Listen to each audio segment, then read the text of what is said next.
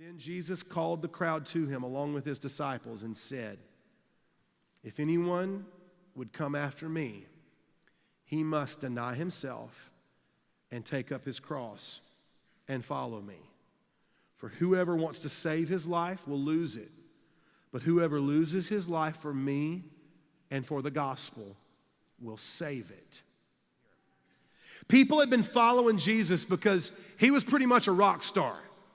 Jesus showed up on the scene after he was baptized by his cousin John the Baptist, and after he spent 40 days and 40 nights in the desert being tempted by Satan. Then Jesus shows up and starts calling disciples. Then he starts performing miracles. Then by the time he gets to Jerusalem, people are losing their minds. They're going nuts about Jesus.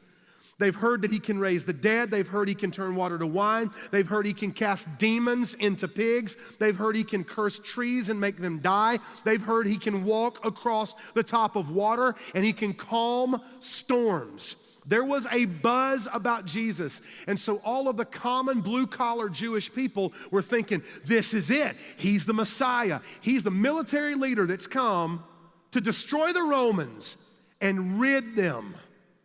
Get them out of our country. The Pharisees and the religious leaders didn't like Jesus because they thought Jesus was going to be more powerful and more popular than them. So they began to plot how they would kill Jesus. So people are following Jesus because he's healing sick people, he's raising dead people, and he's feeding hungry people. So in Mark chapter 8, the crowds are huge.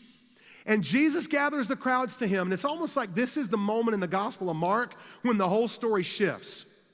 This is the moment where, like, everything changes. Jesus goes from being really popular rock star that everybody loves to, we're not really sure if this guy's legit or not.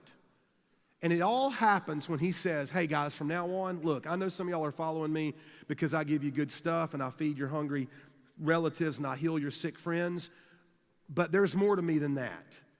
If you really want to follow me, if you really want to be my disciple, if I could use our terminology today, if you really want to be a Christian, if you really want to have a relationship with Jesus, if you really want to belong to Christ, if you really want to be in his kingdom, a part of his family, Jesus does not promise you an easy life or a happy ending or that all of your prayers will be answered. He really actually promises the opposite. He says in Mark 8, from now on, if any of you want to really follow me, this is what you're going to have to do. You're going to have to deny yourself and take up your cross.